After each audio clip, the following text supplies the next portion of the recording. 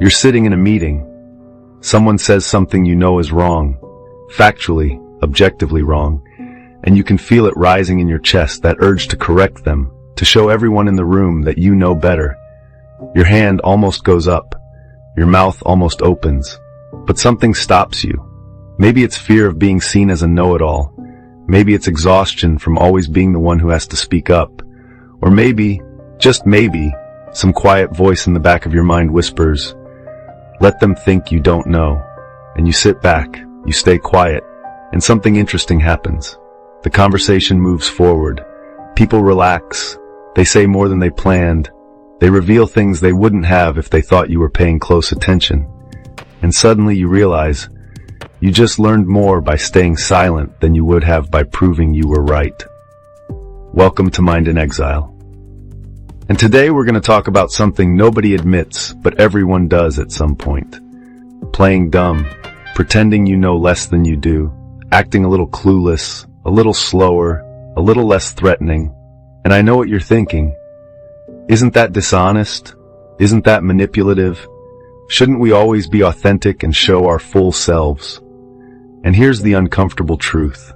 In a world where everyone is trying to prove how smart they are, the person who hides their intelligence often ends up winning. Not because they're smarter, but because they understand something most people don't. That being underestimated is one of the most powerful positions you can occupy. Now, before we go further, let me be clear. I'm not talking about dumbing yourself down to the point where you betray your own values or let people walk all over you. I'm not talking about pretending to be incompetent so you don't have to do work. I'm talking about something far more strategic, something that the most powerful people throughout history have understood instinctively. That sometimes the best way to win is to let other people think they've already won. And there was one man who understood this better than almost anyone. His name was Machiavelli. Yes, him again. And in his most famous work, The Prince, he wrote about power in a way that made people deeply uncomfortable. He didn't talk about power the way philosophers before him did, as something noble or virtuous. He talked about power as it actually functions. Messy, strategic, often hidden. And one of the things Machiavelli observed is that the most dangerous people in any room are often the ones who don't look dangerous, the ones who sit quietly, the ones who ask simple questions, the ones who smile and nod while everyone else performs their intelligence. Because while everyone else is busy showing off, these people are watching, learning, calculating, and when the moment comes when they finally reveal what they know, it's devastating, because nobody saw it coming.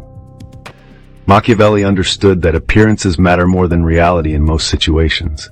It doesn't matter if you're the smartest person in the room if everyone perceives you as average, because perception shapes how people treat you.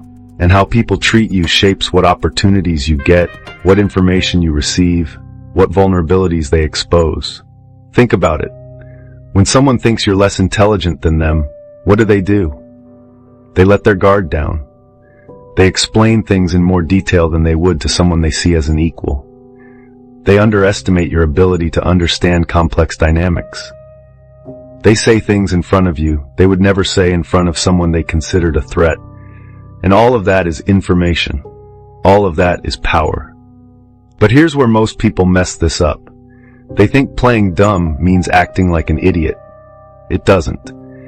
It means asking questions you already know the answer to, so the other person reveals how they think.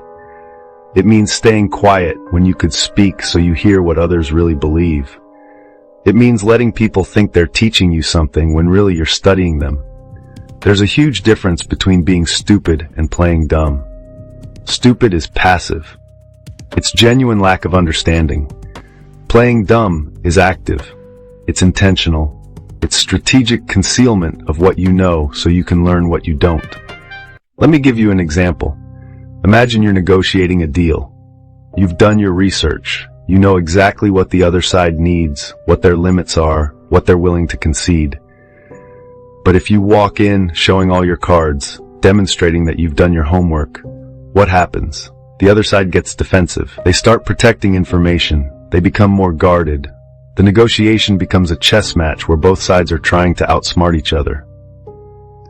But what if instead, you walk in acting just a little confused, a little overwhelmed?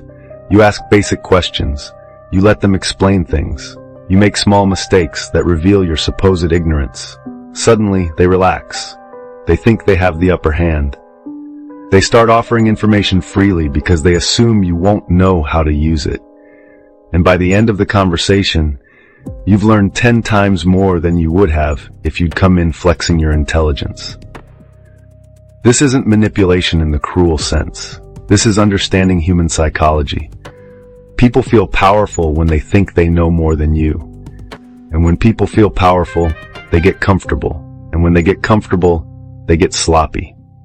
They reveal things. They make assumptions, and those assumptions become your advantage.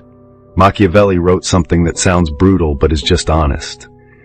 He said, "The wise man does at once what the fool does finally."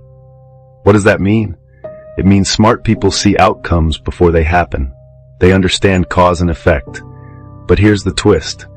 If you always show that you see ahead, people start protecting themselves from you. They start hiding things. They start seeing you as competition, as a threat. But if you let people think you're not seeing ahead, if you play the fool for a while, they treat you like you're harmless. And harmless people get access. They get invited into conversations. They get underestimated. And underestimation, my friends, is a gift. Now I know some of you are uncomfortable with this. You're thinking, but I want to be authentic. I want people to see the real me. I don't want to hide who I am. And I get that. I really do. But here's the question you need to ask yourself. Is showing everything you know, every time, in every situation, actually authentic? Or is it just ego? Because a lot of the time, when we correct people, when we show off our knowledge, when we make sure everyone knows how smart we are, we're not being authentic. We're being insecure. We're trying to prove something. We're seeking validation.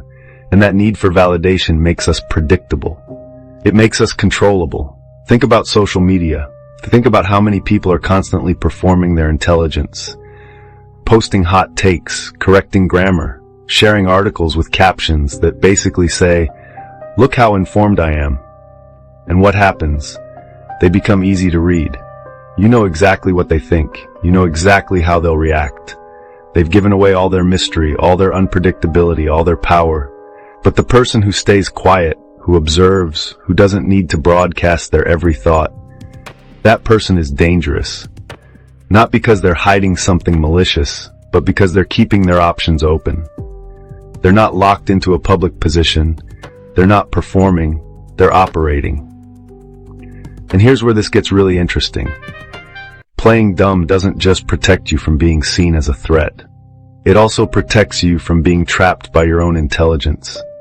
Let me explain. When you're always the smart one in the room, people expect you to have answers. They expect you to solve problems. They expect you to carry the weight of every decision. And that's exhausting. It's also limiting. Because once you're known as the expert, you can't ask basic questions without people wondering what's wrong with you. You can't explore ideas that might sound stupid. You can't be wrong without it feeling like a failure. But when you've positioned yourself as someone who's still learning, someone who doesn't know everything, you have freedom. You can ask the obvious questions that everyone else is too proud to ask. You can explore wild ideas without risking your reputation. You can be wrong, and it doesn't shatter anyone's perception of you, because they never expected perfection from you in the first place. There's a story, probably not true, but it illustrates the point, about a CEO who used to walk around his company acting confused and asking basic questions. Employees would laugh about it. They'd say, "How did this guy even become CEO?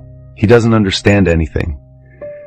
But what they didn't realize is that by playing dumb, he was getting honest answers. People weren't performing for him. They weren't giving him the polished, rehearsed responses they'd give to someone they were trying to impress. They were being real, and that realness gave him a clear picture of what was actually happening in his company. While other CEOs were getting filtered information from people trying to look good, he was getting truth. Now, does this mean you should always play dumb? No, absolutely not. And this is where Machiavelli's wisdom becomes crucial. He understood that power isn't just about hiding, it's about knowing when to hide and when to reveal. There are moments when you need to show what you know, when underestimation has served its purpose and now it's time to flip the script. The art is in reading the room, in understanding when being underestimated helps you and when it hurts you. If you're in a job interview, playing too dumb will cost you the position. If you're in a relationship where your partner is making important decisions without your input because they think you're not capable, that's a problem. If you're in a situation where silence will be taken as agreement with something you fundamentally oppose, you need to speak up.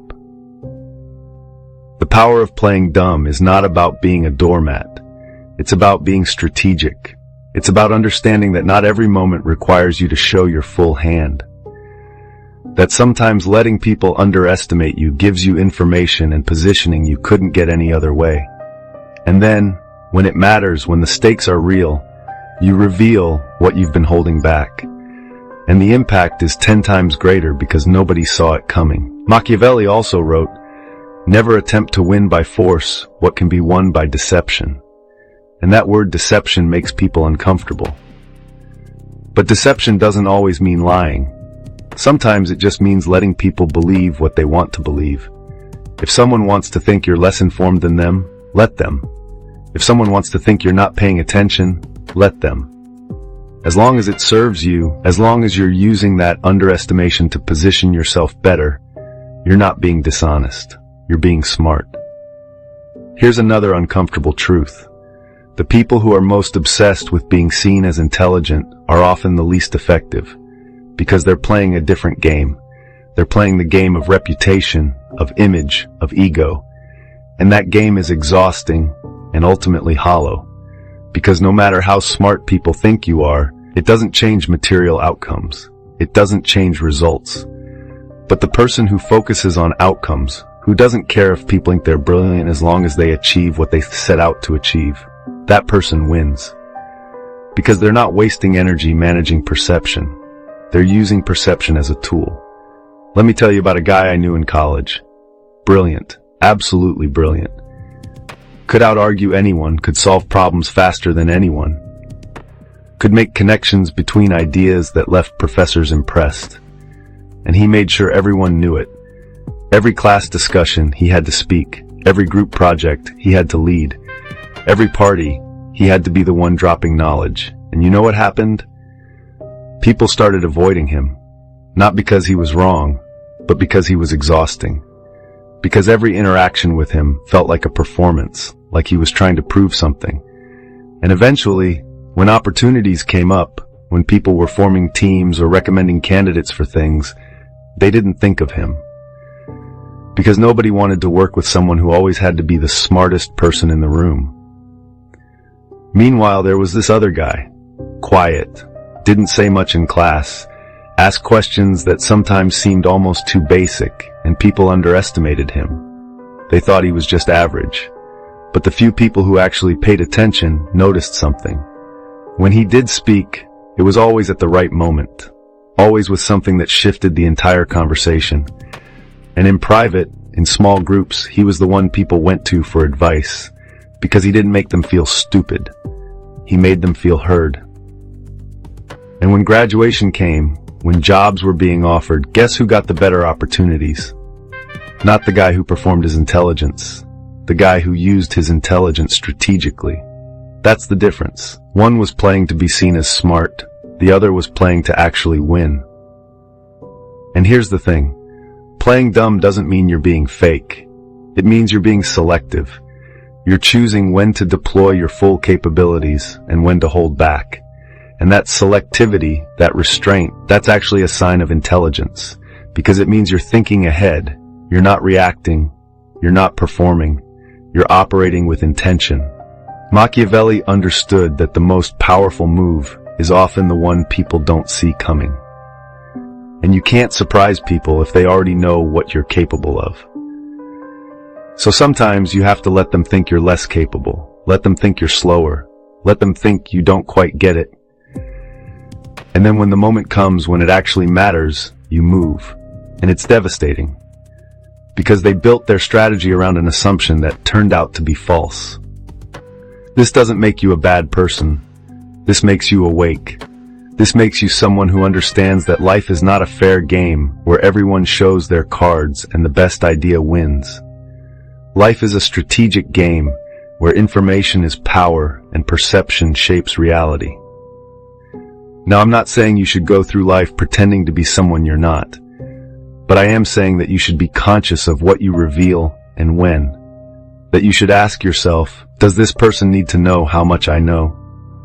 Does this situation require me to prove my intelligence? Or can I gain more by staying quiet, by asking questions, by letting others underestimate me? Most of the time, you'll find that silence and strategic ignorance serve you better than performance and display. Not because you're hiding, but because you're learning, you're observing, you're positioning. And when you do finally speak, when you do finally show what you know, it carries weight. Because it's rare, because it's unexpected, because you've earned the authority through restraint rather than demanding it through performance. This is mind in exile. And maybe playing dumb isn't about deception at all. Maybe it's about humility. Maybe it's about recognizing that you don't need everyone to know how smart you are, that your intelligence is yours. It's not a performance. It's not a costume. It's a tool. And like any tool, it's most effective when used at the right time in the right way. So the next time you're in a room and someone says something wrong and you feel that urge to correct them, to show everyone you know better, ask yourself, what do I gain by speaking? And what do I gain by staying quiet? You might be surprised by the answer. Stop performing. Start positioning. The smartest move is often the one nobody sees coming, and the person everyone underestimates. That's the person who ends up winning.